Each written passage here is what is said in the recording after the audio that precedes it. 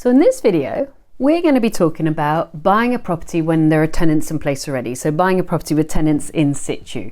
Well, I'm going to cover the things that you need to know so that you don't trip up, so you don't make mistakes. And I've made mistakes on almost all of them, so that you are buying a property with tenants in situ and the whole thing goes beautifully smoothly for you as well as for the tenants. Yeah. So I'm Susannah Cole. If you're new to my channel, gorgeous to have you here. Welcome. And congratulations on finding that property with the tenants in place. We're going to talk about why that is and what you need to do.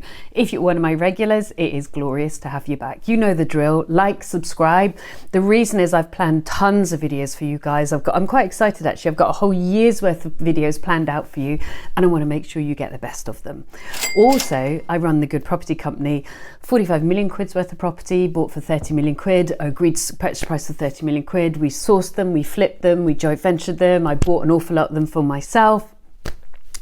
And so we made money in a whole bunch of different ways with property, and as such I got quite a lot of experience to be able to share with you guys, and I do that through this YouTube channel, but I also do it because I've created some amazing resources for you guys on my website, which is called thegoodpropertycompany.co.uk. You can download it. I mean, I don't like waiting, so everything is immediately downloadable, whether it's a checklist, a simple checklist, or a free pack, or paid for packs, or the 60 days academies.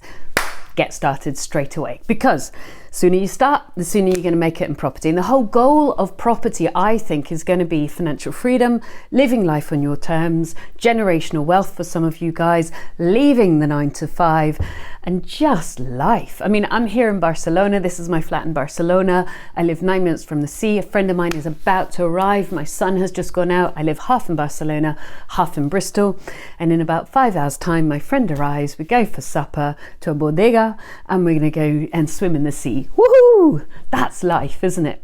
So let's get back to the subject in mind. You are buying a property with tenants in place, tenants in situ. Why? You're probably buying it because the landlord is tired.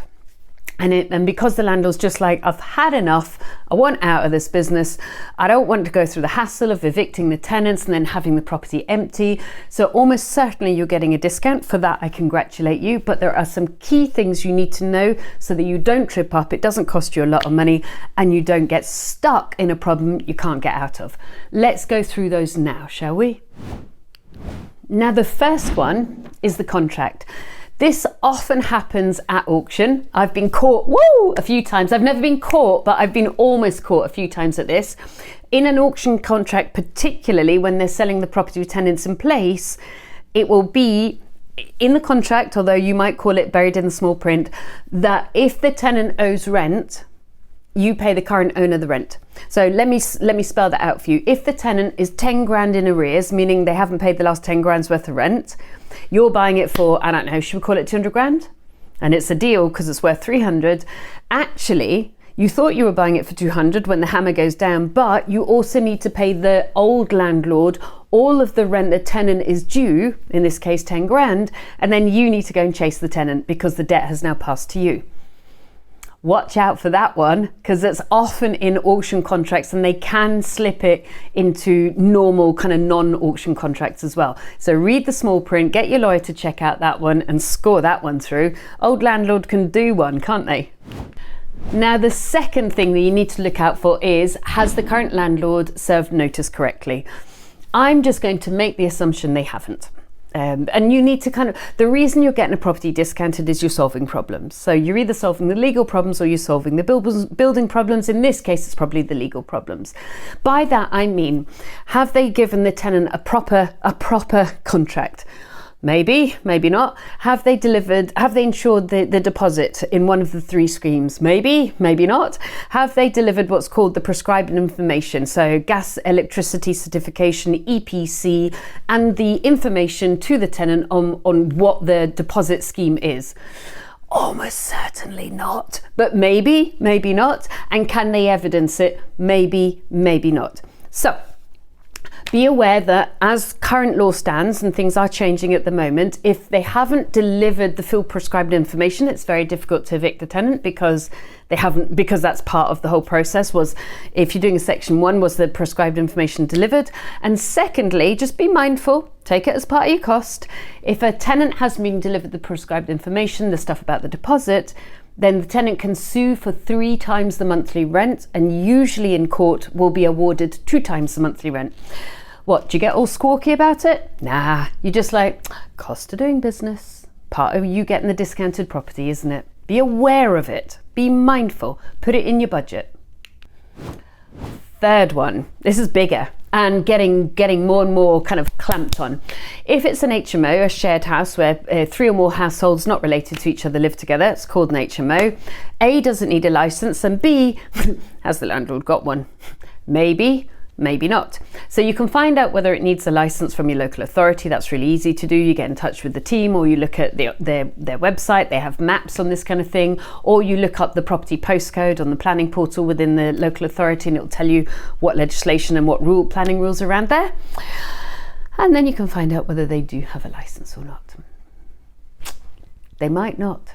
Now, and also, if they haven't, but they have had it in use as an HMO, what is the kind of leniency to being able to evidence it's been used as an HMO for a long time in order to be able to switch it to being licensable? That will depend on what's called, oh, my brain's just gone, density. So basically, are there too many HMOs in that area already or not? Also depend on how your local authority treats you. So these are questions you need to ask. You need to gently ask the local authority. And be aware that if tenants live in a property that is an HMO but is not licensed, they can legally, through the courts, get all of their rent back. So if we refer back to clause 1, where you may be liable for some of the tenants' payments, just be aware of this. I'm not trying to be difficult. I'm just trying to show you worst case scenario. So that's an interesting one. Make sure the license is in place, or if not, make sure you understand how you can rectify it before the tenants ask you for all the rent back. The fourth one is really easy, but we once had a lawyer who forgot to do this. And it was at the point where I didn't realise it needed to be done. It was the first time it was ever done. Has your lawyer served the tenants what's called the Section 48? Sounds terribly official. It's basically, this is your new landlord, this is their address for any notices, and this is the person you have to pay rent to.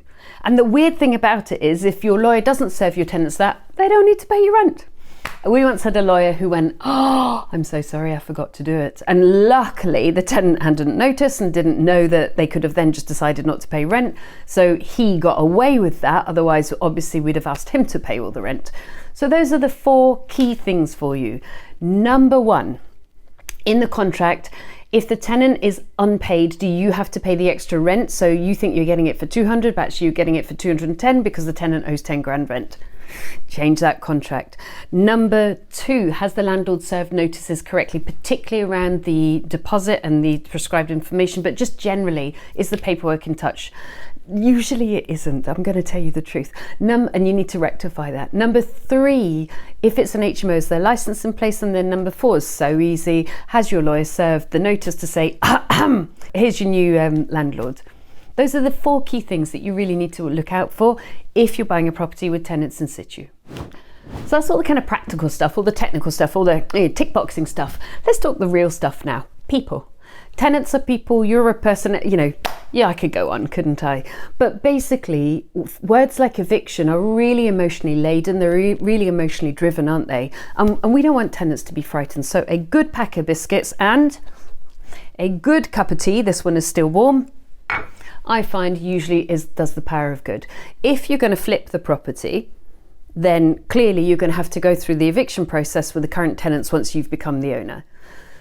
You could do it all formally, write them letters. Oh, dear so-and-so, we're going to evict you. Oh, right? Or you could go around there with a cup of tea and say, look, it's not the news you want. I do understand that, but let me talk you through the process. This is the legal stuff that's going to happen, but actually it's no fault of your own. And if you're a good tenant to me, I'll be a great landlord to you. I'll give you a great reference, obviously pay your rent. Technically, you have to give us 1 month's notice. We'll have to give you X number of months' notice. But we can talk about being a little bit flexible if you feel that that's appropriate. A cup of tea, a packet of biscuits, and just humanises the whole situation, because there's shame around things like being evicted, whereas actually all it is a contract coming to an end.